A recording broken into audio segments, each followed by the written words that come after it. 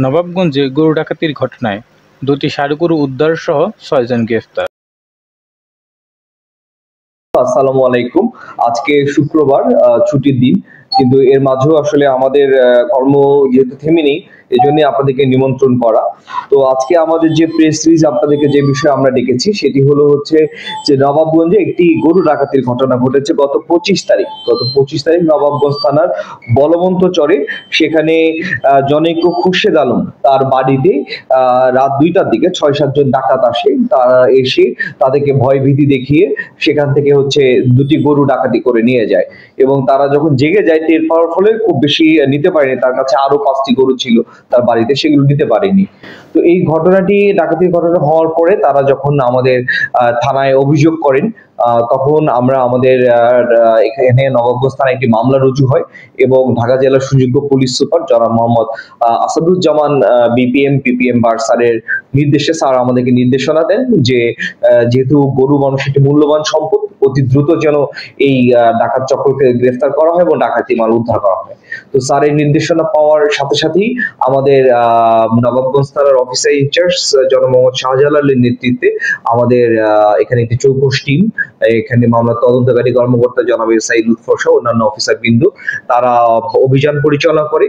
তারা ঢাকা জেলার বিভিন্ন জায়গায় অভিযান পরিচালনা করে এই ডাকাতির সাথে জড়িত যে পিকআপ ড্রাইভার, যেই পিকআপে করে গরুগুলো লুণ্ঠিত হয়েছে, সেই পিকআপটি এবং সেই পিকআপের ড্রাইভার, ডাকাতিতে সরাসরি অংশ নেওয়া যে ডাকাত যারা ছিলেন সে ডাকাত দলের সদস্য, এবং যে ডাকাতির মাল যেখানে বিক্রয় হয়েছিল সেই ডাকাতির মাল সহ সেই লুণ্ঠিত গরু দুইটি, সর্বমোট ৬ জন আসামিকে গ্রেফতার করা হয়।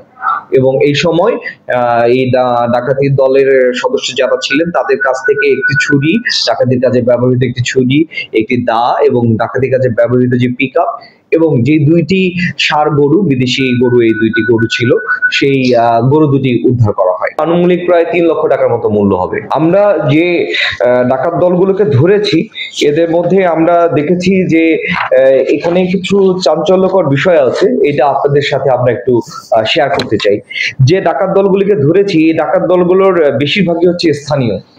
৩-৪ জন স্থানীয় ডাকাত আছে। এরা যেটা করে যে বিভিন্ন জায়গায় বাসা ভাড়া নেয়, বাসা ভাড়া নিয়ে এরা রেকি করে ওই বাসাগুলোতে এলাকায় ঘুরে বেড়ায়, কার কার বাড়িতে গরু আছে, এবং এদের সাথে যে যোগাযোগ আছে আর যারা মাংস বিক্রয়ের সাথে জড়িত, আমরা যাদেরকে মানে কসাই বলি আর কি, এই শ্রেণীর এই পেশার লোকের সাথে তাদের একটা সম্পর্ক আছে।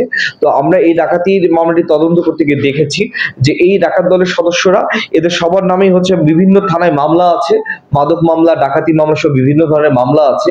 এরা পেশাদার ডাকাত, এবং এরা যেটি করে যে এই লোকাল যে সোর্স গ্রুপটি, এরা বাসা ভাড়া নিয়ে এলাকায় আগে রেকি করে সেই গরুটি ডাকাতি করে সেটা একটা নির্জন জায়গায় নিয়ে যে একটি পিকআপ রেডি করা থাকে, সেই পিকআপের মধ্যে দ্রুততম সময়ের মধ্যে উঠিয়ে এরা সাধারণত যারা মাংস বিক্রি করে, জবাই করে, অর্থাৎ এই কসাই শ্রেণীর যারা আছেন তাদের কাছে এই ডাকাতি গরুগুলো বিক্রি করে।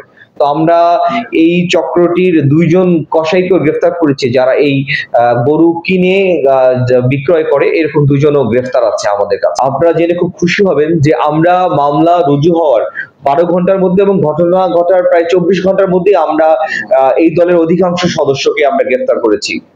তো এটি ঢাকা জেলা পুলিশের, নবাবগঞ্জ থানা পুলিশের অনেক বড় একটি সাফল্য যে খুব দ্রুততম সময়ের মধ্যেই আমরা তথ্য প্রযুক্তি এবং লোকাল সোর্স আমাদের যারা ছিল, আমরা সেগুলো সিসিটিভি সহ অন্যান্য প্রযুক্তি ব্যবহার করে আমরা 24 ঘন্টার মধ্যেই এই ডাকাতির মাল উদ্ধার করেছি, এবং এই ডাকাতির সাথে 6 জন আসামিকে আমরা গ্রেফতার করেছি। এখন যে বিষয়টা হয়েছে যে মাংস যারা বিক্রয় করেন, যারা জবাই করেন, এই পেশার যারা আছেন, এখানে নিয়ম যে একজন ভেটেরিনারি সার্জন থাকবে, ভেটেরিনারি সার্জনের উপস্থিতিতে গরু জবাই হবে।